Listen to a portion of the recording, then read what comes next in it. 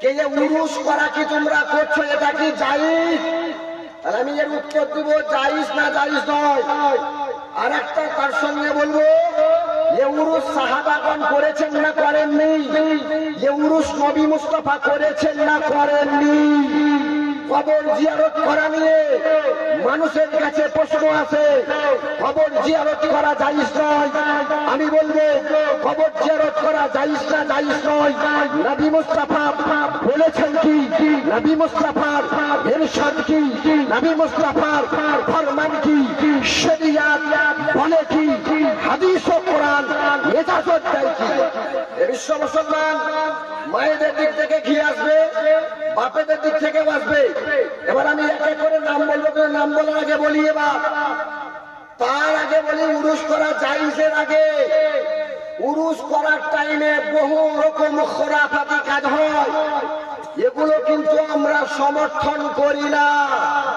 উরুসের নামে মেলা করা যাবে না, উরুসের নামে পঞ্চরাস করা যাবে না, উরুসের নামে বুগি বুগি ড্যান্স করা যাবে না, উরুসের নামে অন্যান্য খেল তামাশা করা যাবে না।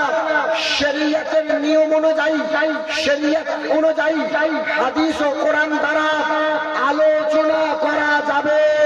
এ বিশ্ব মুসলমান এবার বলি, হাদিস শরীফের মধ্যে, এই যে হাদিস শরীফের মধ্যে উরুস করা জায়েজ আছে না নাই? নবী মুস্তাফা উরুস করেছেন না করেননি? সাহাবায়ে কেরাম উরুস করেছেন না করেননি? হাদিস শরীফ নবী পাক সাহেবে লাউলাকের জন্য বলতে আছেন, রাসূল পাক সাহেবে লাউলাকের জন্য ইরশাদ করতে আছেন, মুহাম্মদ বিন ইব্রাহিম তিনি রওয়ায়াত করতে আছেন, ক্বালা কানা রাসূলুল্লাহি সাল্লাল্লাহু তাআলা আলাইহি ওয়াসাল্লাম ইয়াতি কুবুর আশ-শুহাদা, কুবুর আশ-শুহাদা ইনদা রাসিল হাউল।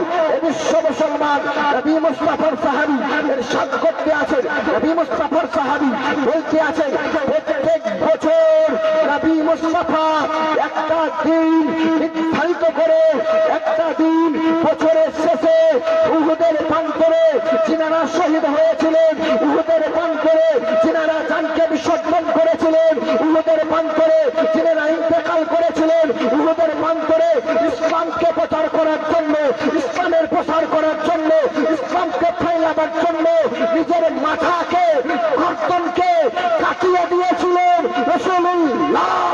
প্রত্যেক বছর বছরের শেষে তাদের কবর জিয়ারত করতে গিয়ে রোজ পালিত করতে। জোরে বলেন সুবহানাল্লাহ। সাহাবায়ে কেরাম কে সঙ্গে নিয়ে নবী মুস্তাফা প্রত্যেক বছর ইনদা রাসিল হাউল, প্রত্যেক বছরের মাথায় নবী মুস্তাফা সাহাবীদেরকে নিয়ে উহুদের প্রান্তরে যিনারা শহীদ হয়েছিলেন তিনাদের মাজার, তিনাদের কবর জিয়ারত করতে যেতেন, উরুস করতেন। নবী মুস্তাফা গিয়ে কোরআন হাদিসের আলোচনা করতেন। এ বিশ্ব মুসলমান এরকম ভাবে রাবি বলতে আছেন, ওয়া কানা উমারু ওয়া উসমানু ওয়া আলীয়ু। এ বিশ্ব মুসলমান আবু বকর সিদ্দিক নবী মুস্তাফার পরে, নবী যেহেতু গেছেন আবু বকর সিদ্দিকও গেছিলেন, নবী যেহেতু গেছেন উমারে ফারুকও গেছেন, ও নবী যেহেতু গেছেন উসমানে গানিও গেছেন, নবী যেহেতু গেছেন হযরত আলী মুর্তজাও গেছিলেন। এ উরুস বছরের শেষে পালন করার জন্য সময় নেই, না হলে বলে দিতাম। হাদিস কিতাবুল জানাইজের মধ্যে, বুখারী শরীফের মধ্যে লিপিবদ্ধ আছে নবী মুস্তাফা কেমন ভাবে উরুস করতেন, বক্তব্য টপিক কি থাকলে কি বিষয়ে আলোচনা করেছিলেন, সেই বিষয়ে হাদিস শরীফের মধ্যে, বুখারী শরীফের মধ্যে স্পষ্ট ভাবে লেখা রয়েছে। বিশ্ব মুসলমান তাহলে বোঝা গেল নবী মুস্তাফা সাহেবে লাউলাক সাহাবীদেরকে সঙ্গে নিয়ে উহুদের প্রান্তরে যিনারা শহীদ হয়েছিলেন তিনাদের কবর জিয়ারত করার জন্য প্রত্যেক বছর বছরের শেষে মাথায় সাহাবীদেরকে নিয়ে উহুদ প্রান্তরে শহীদগণদের কবর জিয়ারত করতেন।